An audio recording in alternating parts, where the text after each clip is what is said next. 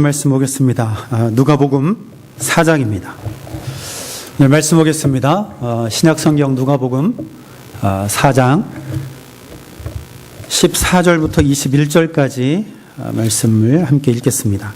제가 가진 성경은 신약성경 94페이지입니다. 누가복음 4장 14절부터 21절까지 다 같이 읽습니다. 시작. 예수께서 성령의 능력으로 갈릴리에 돌아가시니 그 소문이 사방에 퍼졌고 친히 그 여러 회당에서 가르치심에 무사람에게 칭송을 받으시더라. 예수께서 그 자라나신 곳 나사렛에 이르사 안식일에 늘 하시던 대로 회당에 들어가사 성경을 읽으려고 서심해 선지자 이사야의 글을 들이거늘 책을 펴서 이렇게 기록된 데를 찾으시니 곧 주의 성령이 내게 임하셨으니 이는 가난한 자에게 복음을 전하게 하시려고 내게 기름을 부으시고 나를 보내사 포로된 자에게 자유를 눈먼 자에게 다시 보게 함을 전파하며 눌린 자를 자유롭게 하고 주의 은혜의 해를 전파하게 하려 하심이라 하였더라.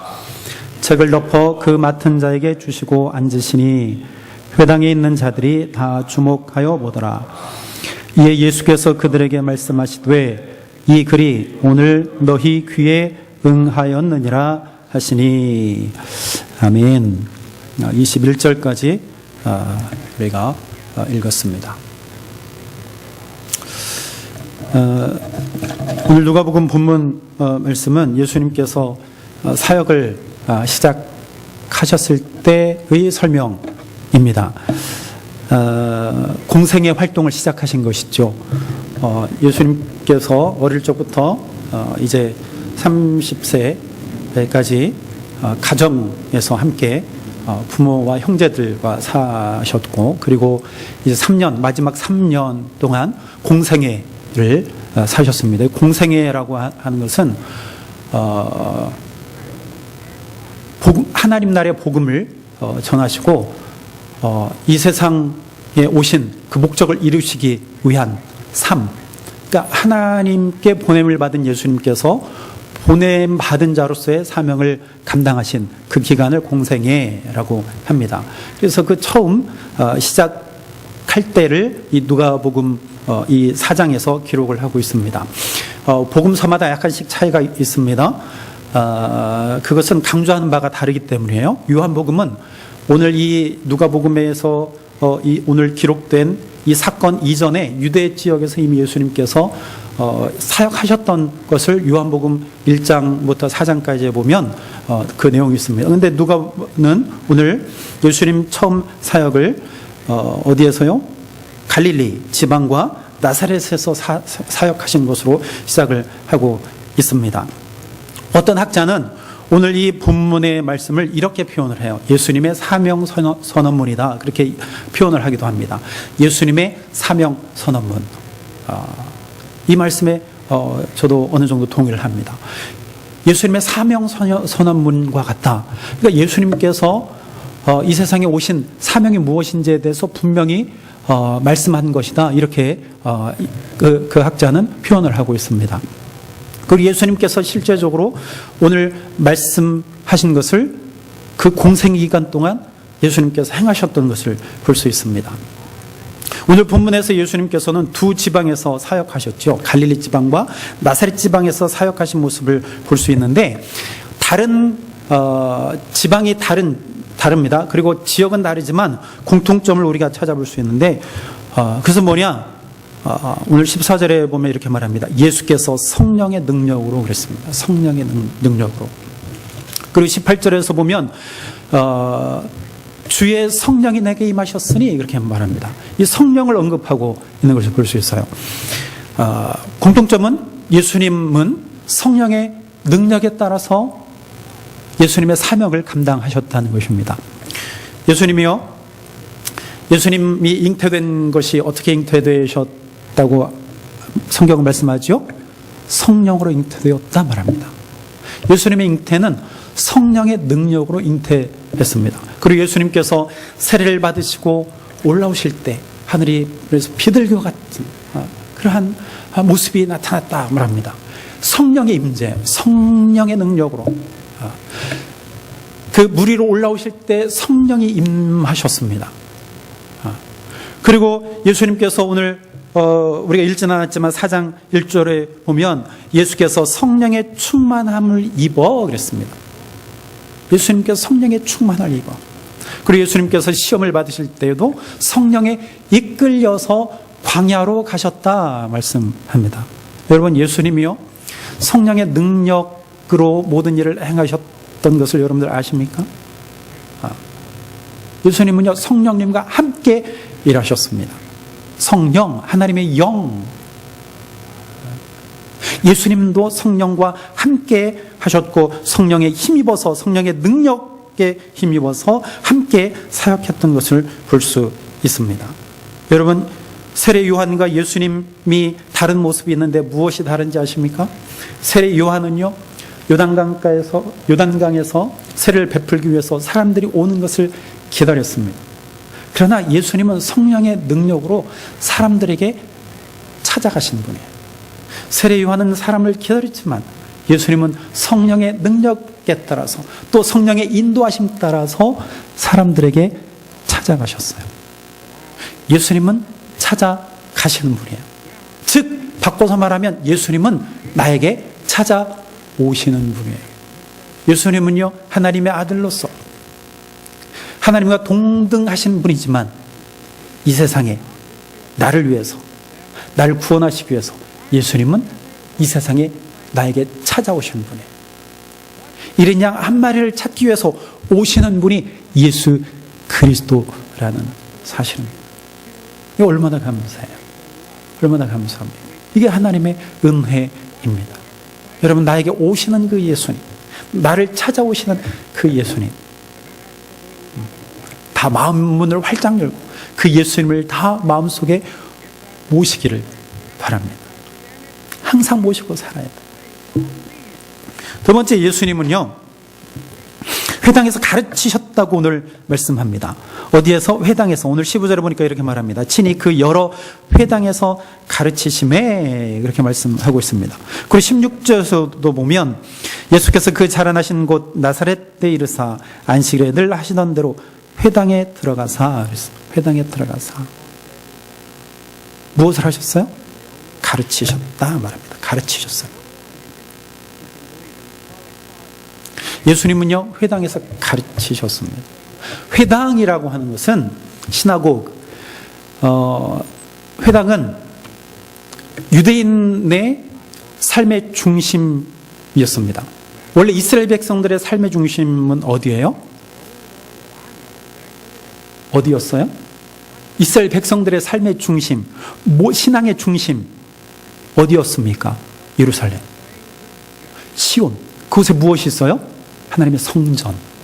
성전은 하나님의 임재의 상징이에요. 그래서 이스라엘 백성들은 절기 때만 되면 예루살렘에 올라갔습니다. 순례길을 걸어갔습니다. 그리고 그곳에서 하나님 앞에 예배했습니다. 찬송했습니다. 그런데 이스라엘 백성들이 범죄함으로 하나님의 진노를 받아서 바벨론에 의해서 망했습니다. 그래서 많은 백성들이 바벨론에 끌려가게 되었어요. 구심점이 사라지게 되었습니다. 성전이 파괴되었어요. 그들의 신앙의 중심, 삶의 중심과는 멀리 떨어지게 되었습니다. 그래서 이스라엘 백성들이요 슬퍼했어요. 괴로워했습니다. 그러나 그곳에서 그들이 모임을 갖기 시작했어요. 바로 이 회당이라고 하는 것은 그때까지 올라갑니다. 그래서 이것이 발전하고 발전되어져서 하나의 모임, 큰 모임이 형성되어지고 유대인들이 모이는 곳이면 회당이 생겨났어요. 그래서 건물이 지어지고 그곳에서 유대인들이 모여서 예배하고 찬양하고 또 가르치고 배우고, 특히 율법을 가르치고 율법을 배우는 이러한 모습이 그 회당에서 이루어지게 되었습니다. 그러면서 발전한 것이 또 누구냐? 서기관들이에요. 서기관들은 기록하는 자들이 있잖아요. 그래서 회당과 함께 발전한 그룹이 서기관인데 그 서기관의 그룹이 사회의 한 계층으로 자리 잡게 되어집니다. 어쨌든 이 회당에서 예수님께서 가르치셨다는 것입니다. 예수님의 사역 중에 가장 큰 사역 중에 하나가 바로 가르치는 사역이셨어요. 예수님은요, 무엇을 가르치셨을까요? 천국에 대한 복음, 천국 복음, 즉 하나님 나라의 복음을 가르치셨어요. 특히 예수님은 12명의 제자들을 부르셨어요. 그리고 그들을 가르치셨습니다. 그들에게 복음을 전해주고 복음을 가르치셨습니다. 많은 사람들에게 그 복음을 가르치셨어요. 그 복음은 생명의 복음이었습니다. 은혜의 복음이었습니다. 사람을 살리는 복음이었어요. 예수님은요, 많은 사람들을 가르치셨습니다. 예수님은 또한 오늘 본문에서 보면 모든 사람들에게 칭송을 받으시는 분이었습니다. 모든 사람에게 칭송을 받는, 15절에 보니까 다시 읽습니다. 친히 그 여러 회당에서 가르치심에 뭇사람에게 칭송을 받으시더라. 칭송을 받으시더라. 그리고 오늘 나사렛에서의 사역에서 보면 20절에 보니까 이렇게 말씀합니다. 회당에 있는 자들이 다 주목하여 보더라. 회당에 있는 자들이 다 예수님을 주목하여서 보더라 말합니다. 예수님은요, 모든 사람에게서 칭송을 받는 분이었습니다. 예수의 소문이 사방으로 다 퍼지게 되었어요. 그래서 예수님이요, 모든 사람들에게 다 칭송을 받았다라고 하는 것은 예수님이 영광을 받으셨다라는 것입니다. 영광은 누구만 받으세요? 영광은 하나님만 받으시는 거예요. 그런데 이제는 예수님도 영광을 받으시는 분이라는 사실을 우리에게 가르쳐주고 있습니다. 예수님은요, 왜 영광을 받으셔야만 합니까? 그분이 하나님의 아들이시기 때문이에요. 그분이 구주이기 때문이에요. 여러분, 예수님은요, 모든 사람으로부터 칭송을 받으시는 분, 즉 바꿔서 말하면 예수님은 모든 사람들을 위해서 오신 분, 모든 사람을 살리기 위해서 오신 분이라는 의미도 됩니다. 오늘 특별히 16절부터 21절에 보면 안식일에서 나사렛 회당에서 예수님께서 가르치신 그런 모습을 전하고 있습니다. 이 말씀 중에 오늘 이사야의 글을 예수님께서 펴시고 읽으셨습니다. 이사야. 오늘 이 18절의 말씀은 제가 다시 읽습니다. 주의 성령이 내게 임하셨으니 이는 가난한 자에게 복음을 전하게 하시려고 내게 기름을 부으시고 날 보내사 포로된 자에게 자유를, 눈먼 자에게 다시 보게함을 전파하며 눌린 자를 자유롭게 하고 주의 은혜의 해를 전파하게 하려 하심이라. 이 말씀은 이사야 61장 1, 2절과 59장 6절의 말씀을 인용한 말씀이에요. 예수님께서 그 이사야의 글을 펴서서 읽으셨습니다. 이 이사야 글의 배경은 그거예요. 제가 방금 전에 바벨론에 대해서 말씀드렸는데 이스라엘 백성들이 하나님의 말씀을 떠나고 하나님을 섬기지 아니하고 다른 것을 섬겼단 말이죠. 강대국을 섬기고 강대국에 빌붙어가지고 살려고 했어요. 안 되겠다 싶어서 하나님은요, 이스라엘 백성들에게 진노를 주셨습니다. 진노하셨어요, 이스라엘 백성들이.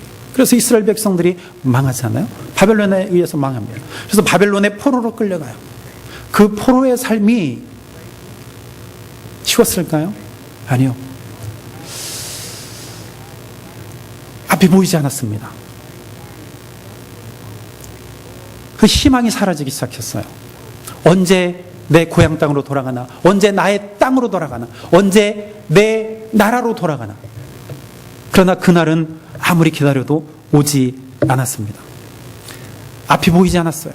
암흑과 같은 그러한 삶의 연속이었습니다. 그때에 이사야 선지자는 그들을 향하여서 희망의 메시지를 줍니다. 그 말씀 가운데 한 말씀이 바로 이사야 61장 1, 2절의 말씀이에요. 가난한 자에게 가난한 자. 오늘 본문에서 가난한 자 말합니다. 여러분, 이 가난한 자는요, 실제적으로 아무것도 가진 것이 없는 자예요. 가진 것이 없는 자는 약자입니다. 여러분, 포로 가운데 있는 사람들이 무엇을 얻을 수 있었겠습니까? 그는 가난한 자들이에요. 포로된 자라고 말합니다. 포로된 자. 그들은 여전히 갇혀 있죠. 바벨론에 갇혀 있습니다. 눈먼 자. 포로된 자들에게 희망이 없어요. 하루 앞을 볼 수 없는 그런 상황입니다. 눌린 자, 압제당하는 자들입니다. 억압입니다. 짓밟힌 자들이에요. 그들에게는 자유가 없습니다. 내 뜻대로 할 수 없어요. 늘 지배하는 사람들의 말, 지배하는 나라의 말, 그들의 규율, 그들의 법, 그들의 명령에 순종해야만 하는 자들입니다. 눌린 자들은요, 억압받는 자들은요, 버림받는 자예요. 여러분, 이러한 자들에게 오늘 말씀은 선포합니다. 가난한 자에게 무엇을? 복음을. 가난한 자에게 복음을. 여러분, 이 복음 무엇입니까? 하나님 나라의 복음이에요. 기쁜 소식이에요. 가난함에서 벗어날 수 있는 방법, 그게 복음이라고 우리에게 가르쳐 주고 있습니다. 복음이 희망이라는 거예요. 앞이 보이지 않는 삶이지만 복음만이 희망이다. 가난한 자에게 복음을. 가난에서 벗어나고 싶습니까? 그러면 복음을 받아들이라 선포하는 것입니다. 포로된 자와 눌린 자들에게 자유를 주신다 말합니다. 자유는 해방이에요. 해방. 여러분, 바벨론 가운데 정말 억압받고 억눌린 자들에게 자유가 있을 것이라고 선포하는 이사야의 말씀. 낙심하지 말라. 너에게 반드시 자유를 주실 것이라고 선포합니다. 여러분, 자유는 해방입니다. 다른 말로 말하면 자유는 구원이에요. 구원. 죄와 사망의 포로와 눌림으로부터 해방시키신다는 이 말씀. 눈먼 자에게 어떻게 해요? 보게 한다 말합니다. 보게 한다. 실제적으로 눈을 뜨게 하신다는 거예요. 여러분, 눈을 뜨고도 보지 못하는 자들은요, 영적 소경입니다. 오늘 이 말씀은 눈을 뜨게 한다는 거예요. 그래서 오늘 19절은 종합적으로 이렇게 말합니다. 주의 은혜의 해를 전파하게 하려 하십니다. 가난한 자에게 복음을 주시고 포로된 자와 눌린 자에게 자유를 주시고 눈먼 자를 보게 하신 것, 이것을 종합적으로 오늘 19절은 뭐라고 이야기하냐면 주의 은혜의 해라고 말합니다. 은혜의 해. 자유가 은혜입니다. 복음이 은혜예요. 눈뜸이 은혜라는 것입니다. 이게 기쁨이에요. 여러분, 기쁨과 평화의 해. 이스라엘 역사에서 이러한 해를 가리켜 어떠한 해라고 말하냐면 태양이 아니고 희년이다 말합니다. 희년. 이스라엘 백성들에게 희년은요, 자유입니다. 해방이에요. 여러분, 희년이라고 하는 것은요, 7년 주기로 해서 7749 그리고 50년째 해를 희년이라 합니다. 이날은 희년이라고 선포합니다. 희년이라고 하는 것은 전부 다 되돌리는 것을 말해요. 되돌리는 것을 말해요. 종되었던 자를 다시 종에서 해방시키는 거예요. 그리고 내가 여러 가지 어려움으로 인하여서 내 토지를 이제 다른 사람에게 줄 수밖에 없는 그런 상황이 되었어요. 그러한 것들로 되돌리는 거예요. 원래의 주인에게 되돌리는 것입니다. 그리고 토지를 쉬게 하는 거예요. 그래서 모든 사람들에게 이 희년은 기쁨의 해, 즐거움의 해, 평화의 해, 구원의 해, 해방의 해, 자유를 주는 해라는 것입니다. 바로 주의 은혜의 해라고 하는 것은 바로 이러한 희년을 가리키네요. 희년은 기쁨과 감사와 평화의 해를 말합니다. 다른 말로 말하면 구원의 해라는 것이죠. 여러분, 오늘 21절은 특별히 우리에게 더 중요한 말씀을 합니다. 18절, 19절에서 이 예수님께서 찾아서 읽으시고 난 이후에 예수님께서 말씀하시죠. 이 글이 오늘 너희 귀에 응하였다 말합니다. 오늘 이사야의 이 본문의 말씀이 오늘 너희 귀에 응하였다 이렇게 말합니다. 오늘 이 말씀 속에서 21절 이 구절 속에서 가장 중요한 말은 오늘이라는 말이에요. 오늘.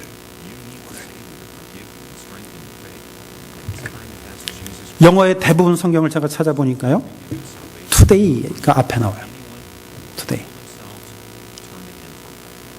ESV도 보면 today 나와요. Today this scripture has been fulfilled in your hearing. 그게 나옵니다. 오늘 이 성경의 말씀이 너희 가운데 완성되었다. 너희 귀에 완성이 되었다. 이루어졌다. 도달되었다라는 그러한 의미예요.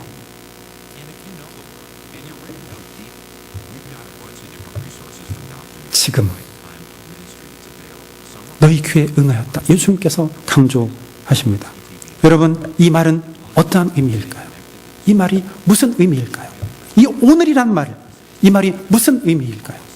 바로 이 말은 이 이사야의 예언의 말씀이 예수 그리스도에게서 성취되었다라고 하는 뜻이에요. 예수님에 의해서 이루어졌다는 것입니다.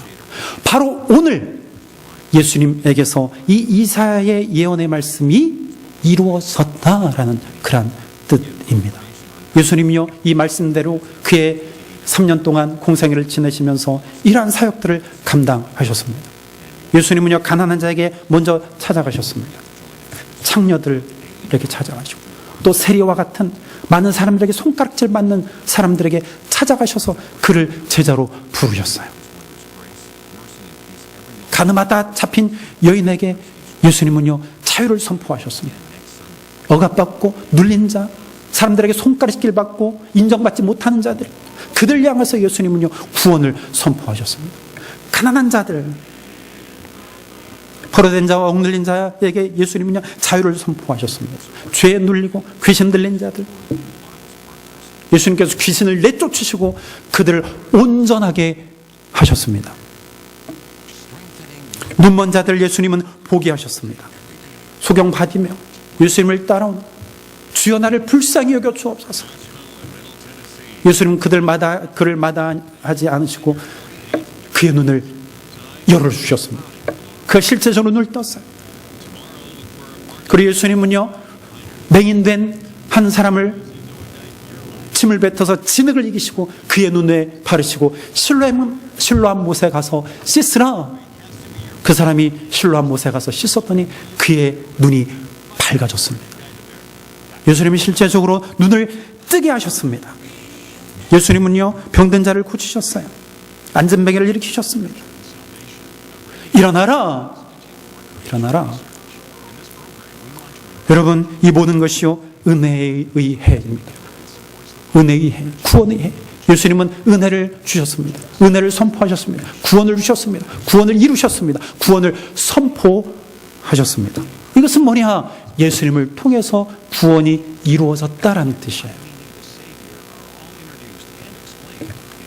여러분, 누가는요, 오늘 예수님을 통해서 이사야의 이러한 예언의 말씀이 성취되었음을 강조하고 있습니다. 누가복음은요, 누가라고 하는 의사에 의해서 예수님이 하늘로 올라가시고, 즉 승천하시고 30년이 지난 이후에 기록한 글이 바로 이 누가복음이에요. 누가는 누가복음과 사도행전을 기록한 저자예요. 누가는 의사인데 바울의 주치의였습니다. 그가 이 글을 기록하면서 바로 구원이 예수님에게서 이루어졌다라는 것을 강조합니다. 오늘 여기서 예수님을 통해서 구원이 이루어졌다는 거예요. 왜 누가가 이러한 말을 했을까요? 왜 이렇게 이 말을 강조했을까요? 그것은 다름이 아니라 예수를 구주로 인정하지 않는 사람들이 있었기 때문이에요. 여전히 황제를 숭배하고 여전히 우상을 섬기고 여전히 율법에 갇혀 있는 자들, 유대인들입니다. 우상을 섬기는 자들이에요. 여전히 예수님을 인정하지 않는 자들, 그들을 향하여서 누가는 오늘 여기서 이 말씀이 이루어졌다, 너희 귀에 응하였다 라고 말씀합니다. 그 예수가 구주라는 거예요. 근데 유대인들은 여전히 예수님을 인정하지 못합니다. 아니야, 아니야. 예수는 무슨 예수냐? 율법을 통해서, 율법을 지켜야만 구원이 이루어져요. 여전히 율법 안에 갇혀 있는 자들, 여전히 율법 안에 눌린 자들, 율법으로 말미암아 눌린 자들, 그들을 향해서 누가는 아니야, 그게 아니야. 오직 예수야. 오직 예수님만이 이 모든 일들을 이루시는 분이야. 이루신 분이야. 그것이 지금 이루어졌어. 지금 여기서 이루어진 거야. 누가는 그 사실을 강조했습니다. 마치 이들은요, 오늘 우리가 읽진 않았지만 이 글이 오늘 너희 귀에 응하였느니라 하시니 22절에 보니까 이렇게 말합니다. 그들이 다 그를 증언하고 그 입으로 나오는 바 은혜로운 말을 놀랍게 이르되 이 사람이 요셉의 아들이 아니냐. 고향 사람들, 이런 무사람들이 다 예수님을 어떻게 해요? 칭송하고 또 회당에 있는 자들이 다 예수님을 주목하여 보는데 예수님의 고향 사람들만은요, 예수님을 찬양하지 않았어요. 칭송하지 않았습니다. 예수님을 주목해서 보지 않았어요. 그래서 결국 그들은요, 예수님을 우리 고향에서 떠나십시오. 그리고 저 절벽 끝에까지 예수님을 몰고 가죠. 예수님을 낭떠러지로 밀어서 떨치려는 고향 사람들, 그들만, 모든 사람들이 예수님을 칭송하는데 오로지 그들만 예수님을 인정하지 않았습니다.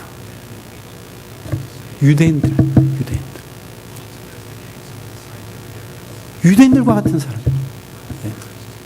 유대인들이 바로 고향 사람들과 같은 사람이에요. 그들을 향해서 누가는요, 아니다, 아니다, 예수를 바라보라. 예수님이 이 모든 예언의 말씀을 성취하신 분이야. 사랑하는 여러분, 오늘 이 사실, 오늘 여기서 이 본문의 말씀이 예수님을 통해서 오늘 우리의 귀에 응하였다는 것을 사실로 믿으십니까? 오늘도 어김없이 오늘 여기서 나에게 이 이사야 예언의 말씀이 예수님에게서 성취되었음을 믿고 계신가요? 여러분, 이 사실을 믿는 것이 구원입니다. 여러분, 구원받았다는 것은, 이 사실을 인정하는 것은요, 내가 가난에서 벗어났다는 뜻이에요. 내가 지금 자유를 얻었다는 뜻이에요. 내가 지금 진리를 보고 있다는 거예요. 진실을 보고 있다는 것입니다. 여러분이 곰곰이 생각해 봐야 돼요. 가진 것이 충분함에도 불구하고 만족하지 못하면 가난한 자예요. 두렵고 불안한 마음이 계속된다면 무엇인가 눌리고 또 무엇인가에 의해서 내가 지금 억압받고 있다는 증거입니다. 진리를 보지 못하고 진리를 외면하면 소경과 같아요. 맹인입니다. 여러분, 우리의 삶 한번 돌아봐야 돼요. 나의 삶, 무엇인가로부터 억눌려 있다고 생각하십니까? 나는 여전히 가난하다고 생각하세요?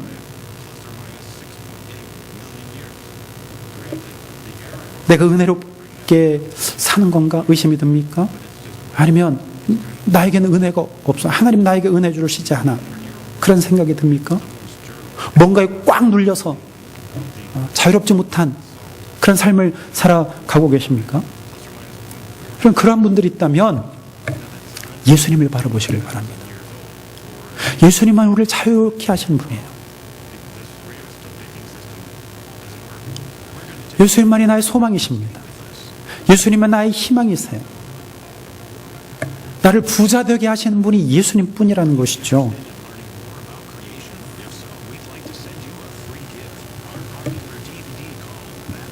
여러분, 진리를 보지 못하고 있는 자, 진리를 따르지 않는 자 속인 것 같아요.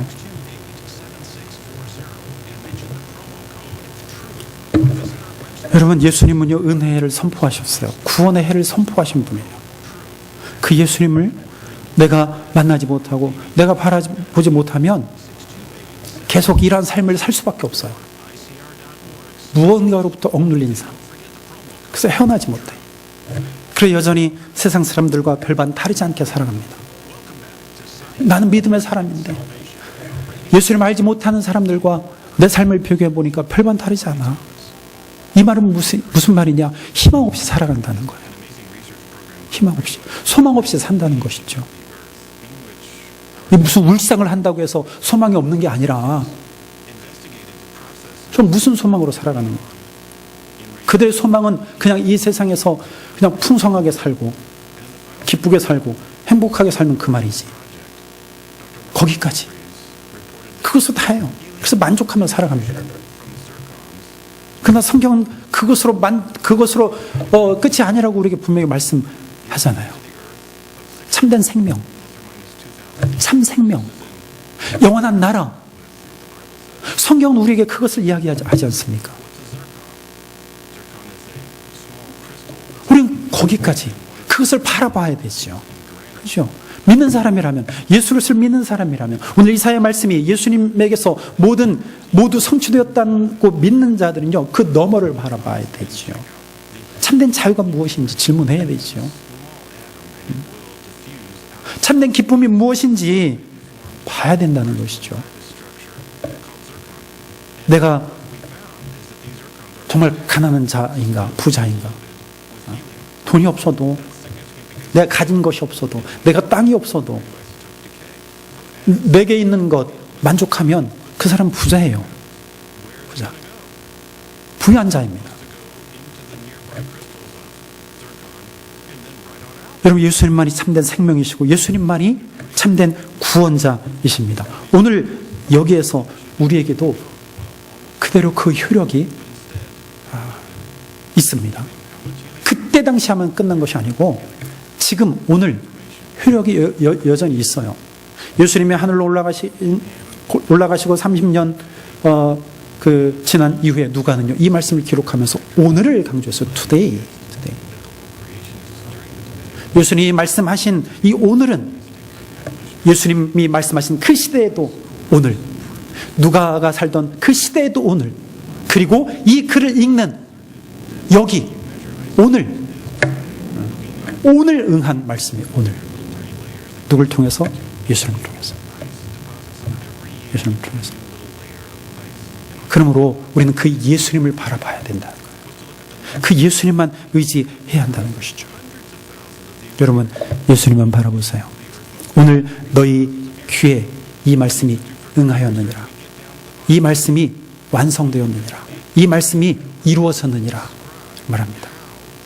여러분, 이 말씀을 곰곰이 다시 한번 묵상하시고 내가 어떻게 살아야 될지 다시 한번 묵상하고 정말 예수만 바라보고 사는 저 여러분이 되기를 주의 이름으로 축원합니다. 기도하겠습니다.